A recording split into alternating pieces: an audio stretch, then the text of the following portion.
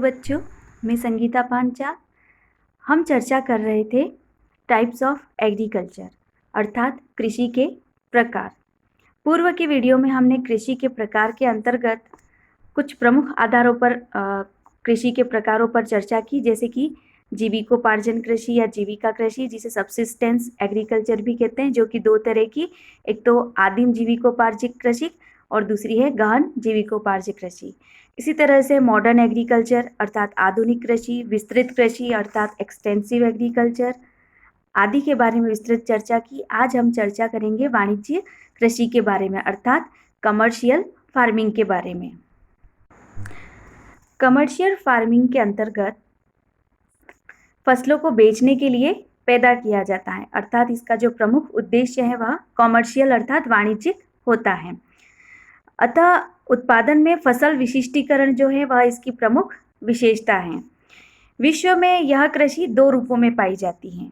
एक तो मध्य अक्षांशों में जो कृषि की जाती है वह वाणिज्य अन्य उत्पादक कृषि है, तथा जो उष्णकटिबंधीय क्षेत्रों में की जाती है वह है रोपण कृषि अर्थात प्लांटेशन फार्मिंग। जो कमर्शियल ग्रेन फार्मिंग है वह जो मध्य अक्षांशों में की जाती है। मध्य अक्षांशों में गेहूं के उत्पादन में विशिष्टीकरण इस कृषि की मुख्य विशेषता है, और प्रमुख उदाहरण भी गेहूं के उत्पादन में विशिष्टीकरण पाया जाना है। इसके जो प्रमुख क्षेत्र हैं वह हैं उत्तरी अमेरिका के प्रेरी क्षेत्र, यूक्रेन क्षेत्र जो कि साइबेरिया या रसिया में है, पश्चिमी यूरोप क्षेत्र, अर्जेंटीना, ऑस्ट्रेलिया के दक्षिणी भाग तथा भारत के पंजाब, हरियाणा व पश्चिमी उत्तर प्रदेश में इस प्रकार की कृषि की जाती है।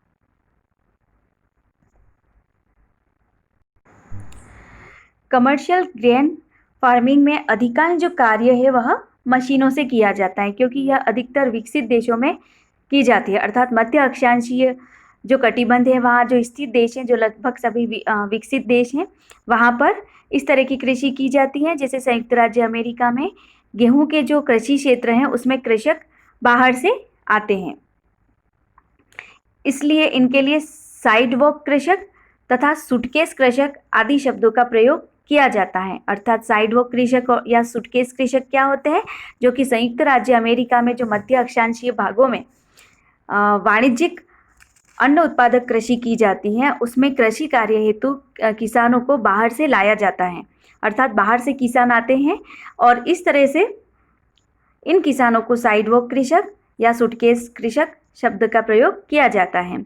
भारत में वाणिज्य कृषि बड़े पैमाने पर नहीं होती है, परंतु किसी हद तक की जाती है। यहाँ पर अभी जो मशीनीकरण है भारत में वह सीमित ही हुआ है। वाणिज्यिक कृषि का जो दूसरा प्रमुख प्रकार है वह है उष्णकटिबंध में की जाने वाली रोपण कृषि, जिसे कमर्शियल प्लांटेशन भी कहते हैं।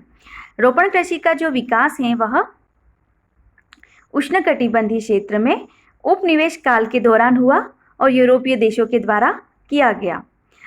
इस कृषि का जो मुख्य उद्देश्य है वह ये था कि जो यूरोपीय देश हैं उनको वहाँ पर कृषि उपजें सीमित मात्रा में होती हैं, अतः उनको कृषि उपज उपलब्ध कराना था जो केवल उष्णकटिबंधीय जलवायु वाले क्षेत्रों में ही होती हैं, अर्थात ऐसी कृषि फसलें जो कि यूरोपीय देशों में नहीं होती हैं, जो केवल उष्णकटिबंधीय देशों में होती हैं, उन कृषि उपजों को यूरोपीय देशों को उपलब्ध कराना इसका मुख्य उद्देश्य था। अतः यह जो कृषि है वह औपनिवेशिक काल के दौरान विकसित हुई और अतः धीरे धीरे यह कृषि यंत्रीकृत या व्यापारिक कृषि बन गई, जिसमें फसलों का विक्रय किया जाता है।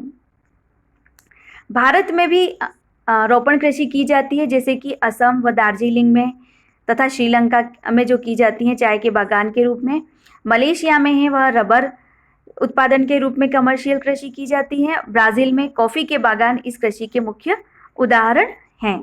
इस प्रकार से जो उष्णकटिबंधीय में जो मुख्य रूप से कृषि की जाती है वह भारत वो श्रीलंका में चाय की कृषि के रूप में है, मलेशिया में रबर की कृषि के रूप में और ब्राज़ील में कॉफ़ी के बागानों के रूप में इस कृषि की जाती है। प्रारंभ में पूंजी निवेश जो किया गया था इन देशों में उपनिवेशिक देशों द्वारा किया गया था, अर्थात यूरोपीय देशों द्वारा इन उष्णकटिबंधीय देशों में पूंजी का निवेश किया गया था।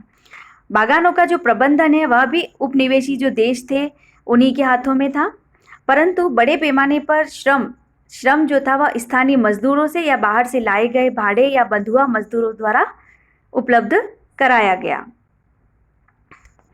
इस कृषि में उत्पादन को भी बागान पर ही संसाधित किया जाता है, क्योंकि रोपण कृषि की जो मुख्य उपज है वह है निर्यात के लिए ही की जाती है। इसलिए इस कृषि के विकास के लिए सस्ते परिवहन का होना अति आवश्यक है। यही कारण है कि विश्व की जो अधिकांश रोपण कृषि है वह तटीय भागों में विकसित हुई, क्योंकि तटीय भागों में सस्ता जो परिवहन है वो उपलब्ध होता है, जो कि तटों से जुड़ा हुआ है। समुद्री परिवहन से यहाँ की बागानी कृषि की जाती है। जो रोपण कृषि के बागान है वह प्रायः बड़े आकार के होते हैं और कम जनसंख्या वाले क्षेत्रों में पनपते हैं, अर्थात इसमें जो कृषि के बागान है वो पूरी तरह से एक तरह से विस्तृत कृषि है उसी की तरह से होते हैं, बड़े आकार के होते हैं और जनसंख्या का दबाव भी कम होता है इन क्षेत्रों में। जनरली इनका जो आकार है वह 4 से 40 हेक्टेयर तक होता है, परंतु कहीं कहीं ये जो बागान है वह कहीं अधिक बड़े क्षेत्र में भी फैले हुए होते हैं। जैसे कि उदाहरण के लिए लाइबेरिया में हर्बल नामक जो स्थान है वहाँ पर 5 स्टोन कंपनी ने रबर का बागान लगाया, जो कि 54.4 हजार हेक्टेयर भूमि पर फैला हुआ है। उपनिवेशवाद की समाप्ति पर उपनिवेश तो स्वतंत्र हो गए, साथ ही जो रोपण कृषि की जो विशेषता है उसमें भी परिवर्तन आ गया। उदाहरण के लिए जो बागानों को स्वामित्व एवं जो प्रबंधन था वो पहले यूरोपीय देश अर्थात उपनिवेशी देशों के पास था, लेकिन अब हट करके जो कॉलोनियल कंट्रीज हैं या उपनिवेश देश हैं उनके स्थानीय अधिकारियों के हाथों में आ गया, क्योंकि ये उपनिवेश देश अब स्वतंत्र हो गए थे।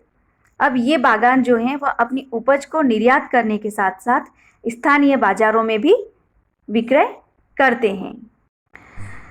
कृषि का जो अन्य प्रकार है वह है मिक्स्ड फार्मिंग और commercial crops and live stock, अर्थात मिश्रित कृषि अथवा व्यापारिक फसल एवं पशुपालन कृषि। मिक्स्ड फार्मिंग जो है वह इसमें फसलें उगाने तथा पशुओं को पालने का कार्य एक साथ किया जाता है, अर्थात फसल उगाने के साथ साथ पशुपालन भी इसकी प्रमुख विशेषता है। दोनों एक साथ होने के कारण इसको मिश्रित कृषि कहते हैं। यह जो मिश्रित कृषि है वह मिश्रित बुआई से भिन्न है। मिश्रित बुआई से तात्पर्य है एक ही खेत में एक ही समय पर कई फसलें बोई जाती हैं, जबकि जो मिश्रित कृषि है उसमें फसलें उगाने के साथ साथ पशुपालन का कार्य भी किया जाता है। अर्थात मिश्रित कृषि में मिश्रित बुआई के साथ साथ मिश्रित बुआई भी की जाती है और साथ ही पशुपालन भी किया जाता है। मिश्रित कृषि के जो प्रमुख क्षेत्र हैं वह है यूरोप में आयरलैंड से लेकर रूस तक, उत्तरी अमेरिका के पूर्वी भाग में, अर्जेंटीना के जो पंपास मैदान है घास के मैदान, दक्षिण पूर्वी ऑस्ट्रेलिया, दक्षिणी अफ्रीका और न्यूजीलैंड आदि देशों में की जाती हैं। संयुक्त राज्य अमेरिका का मिश्रित कृषि क्षेत्र मक्के की पेटी के रूप में जाना जाता है। मक्का खिला करके पशुओं को मोटा किया जाता है। यूएसए में, संयुक्त राज्य अमेरिका में जो मिश्रित कृषि का क्षेत्र है मक्के की पेटी के रूप में प्रसिद्ध है वह यहाँ पर जो मक्का है वह मुख्य रूप से पशुओं को खिलाने के लिए पैदा किया जाता है। इसके अतिरिक्त जई, गेहूं तथा घास भी पैदा की जाती हैं। अब यहाँ पर सोयाबीन की फसल भी पैदा की जाने लगी है, अर्थात मक्का, जई, गेहूं, घास आदि के साथ साथ सोयाबीन भी उगाई जाने लगी है। सोयाबीन जो है वह एक प्रोटीन युक्त फसल है जिसका विस्तार दिन प्रतिदिन बढ़ता जा रहा है, क्योंकि वर्तमान में प्रोटीन युक्त होने के कारण सोयाबीन की अत्यधिक मात्रा में मांग है। यह कृषि अधिकतर बड़े बड़े नगरों के आसपास की जाती है, जिससे इसकी जो उपज है उसकी बिक्री में कोई कठिनाई नहीं हो। अर्थात बड़े बड़े नगरों के पास करने का प्रमुख कारण है बाजार तथा मांग का क्षेत्र निकट होना, जिससे बिक्री में आसानी हो जाती है। इस कृषि में उत्तम कृषि विधियाँ, उत्तम परिवहन, शहरी बाजार की निकटता तथा विश्वसनीय वर्षा से इस कृषि को बड़ी सहायता मिलती है। अब है डेयरी फार्मिंग कृषि। कृषि का जो अगला प्रकार है वह है डेयरी फार्मिंग कृषि। डेयरी फार्मिंग कृषि जो है वह कृषि का एक विशिष्ट ढंग है जिसमें प्रायः जो दूध देने वाले पशु हैं उनका प्रजनन, पशुचारण और नस्ल सुधारने की ओर विशेष ध्यान दिया जाता है। अर्थात डेयरी फार्मिंग कृषि का जो मुख्य उद्देश्य है वह दूध देने वाले पशुओं का पालन करना है। दुधारू पशुओं विशेषतः दुधारू पशुओं में जो अधिकांश जो गायों को पाया जाता है, दूध तथा दुग्ध पदार्थ जैसे कि मक्खन, पनीर, क्रीम, संसाधित जो दूध है और पाउडर आदि इस कृषि के मुख्य उत्पाद हैं।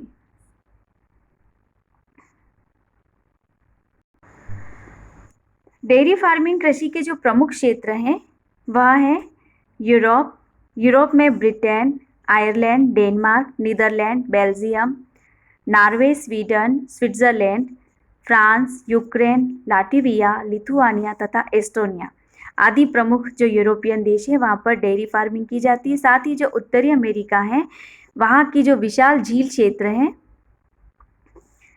और दक्षिण पूर्वी ऑस्ट्रेलिया और न्यूजीलैंड में डेयरी फार्मिंग जो है वह उसके क्षेत्र विकसित हैं। भारत में जो डेयरी कृषि है उसका विकास सहकारी समितियों द्वारा किया जाता है। गुजरात की जो अमूल डेयरी है वह इसका सबसे अच्छा उदाहरण है। अधिकांश राज्यों में डेयरी विकास बोर्ड बनाए गए हैं। अपने राजस्थान में भी डेयरी विकास बोर्ड बनाया गया है।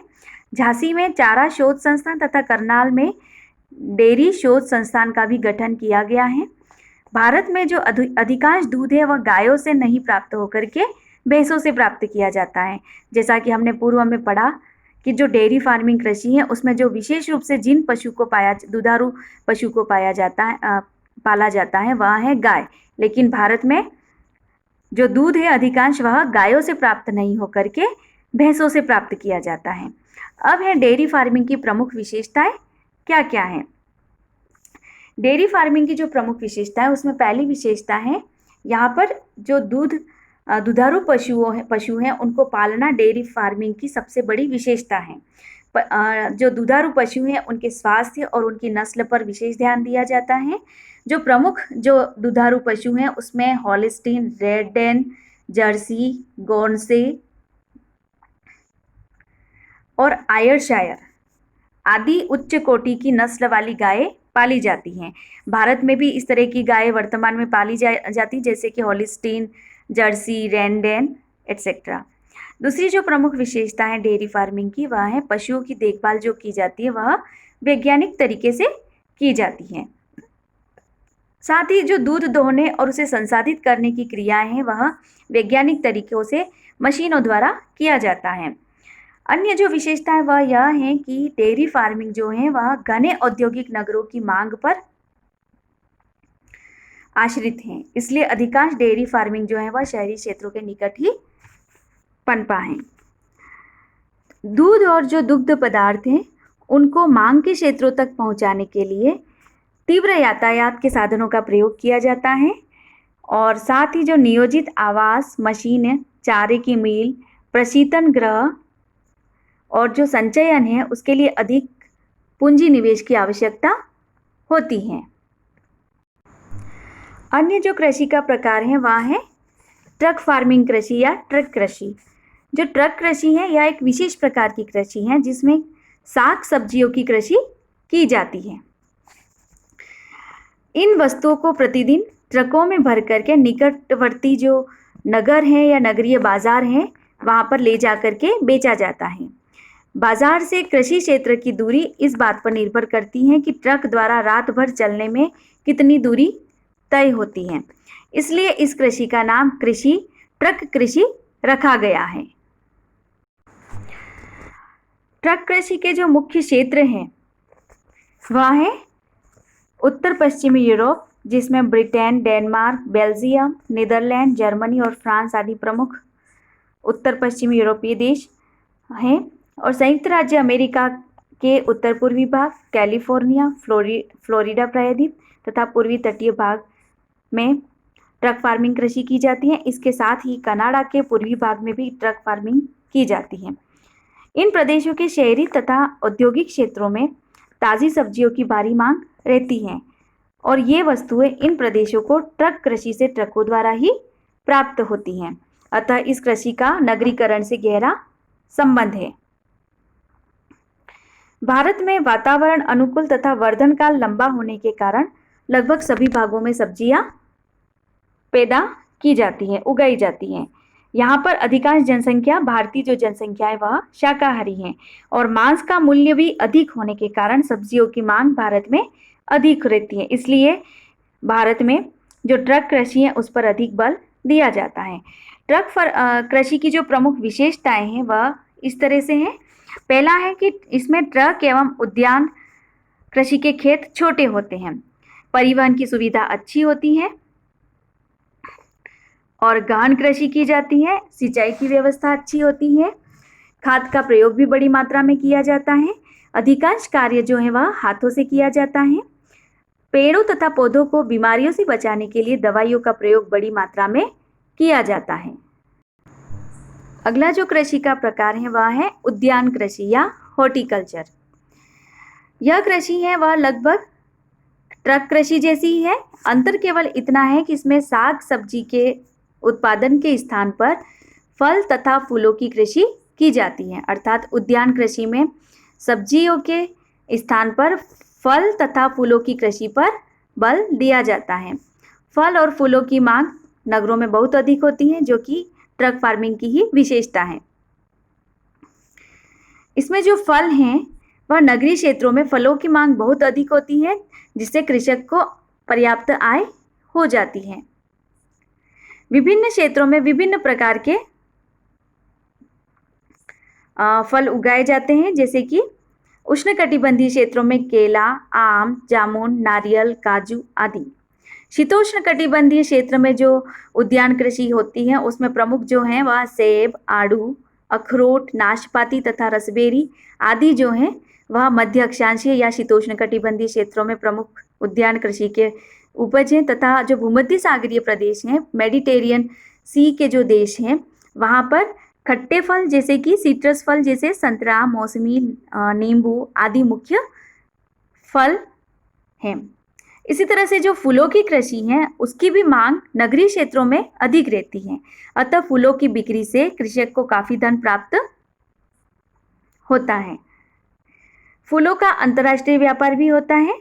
जैसे जॉर्जिया तथा आर्मेनिया में जो फूल गुलाब के फूल पैदा किए जाते हैं, उपज जो गुलाबों की उत्पादन किया जाता है गुलाबों का, उसका मास्को तथा रूस के अन्य नगरों में भेजा जाता है उनको। और शीत ऋतु में इथोपिया जो है अफ्रीकी देश है यह, वहाँ पर प्याज के जो फूल होते हैं उनका निर्यात यूरोपीय देशों को किया जाता है। नीदरलैंड में ट्यूलिप की कृषि मुख्य रूप से प्रसिद्ध है।